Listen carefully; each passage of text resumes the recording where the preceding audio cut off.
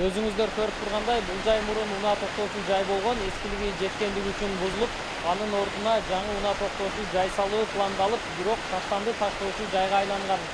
Бул көрүнүш жашоочулардын нааразычылыгын жаратып, жайдын ысык аптабында жагымсыз жиптен чыгып турганы жашоочуларды күйшөттү.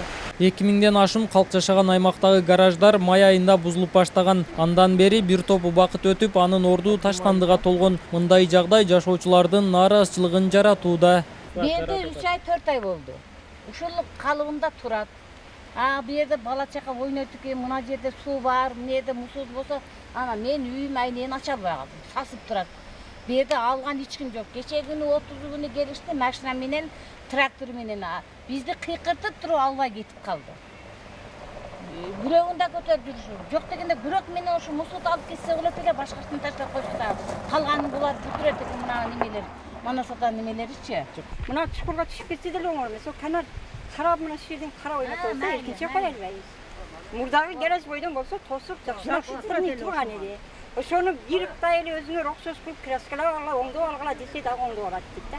Жок, бир кытай кылып оңдоп беребиз, алгыла деп алдырып бар. Машул акалда чытабыз. Балдарды ойнот албайбыз. 4 ай 5 айдан бери эшикке чыгарган окоппуз. Буга чейин нааразы болгон тургундар бир канча жолу тийиштүү кызматка кайрылган, бирок канааттандырарлык жооп ала алышкан эмес. Мындан улам биз Ош шаардык мэриясына кайрылып, эмне себептен жашоочулардын маселеси чечилбей жаткандыгына кызыктык. Салиева көчө жана Ош электрдин алдынан өткөн Ашымжан Хажы көчөсүнөн ылдый карап ушул иштер башталды. Ошодон бери канча жерлер оңолду, мына өзүңөр көрүп турасыңар, ушундай мындай үйлөрдүн сырткы келбеттери көрккө келтирилет, мындай иштер жасалып атат. Ошол гараждар алынып бүткөндөн кийин анан бул мусорлорду топтоп туруп анан кийин алып кетет да.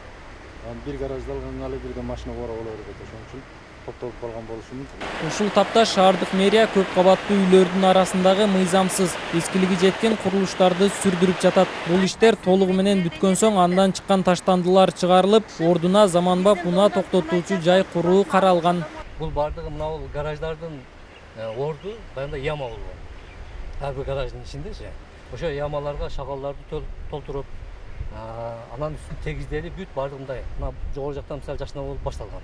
Ошондо порядка болуп бул жакка карап кетип атат.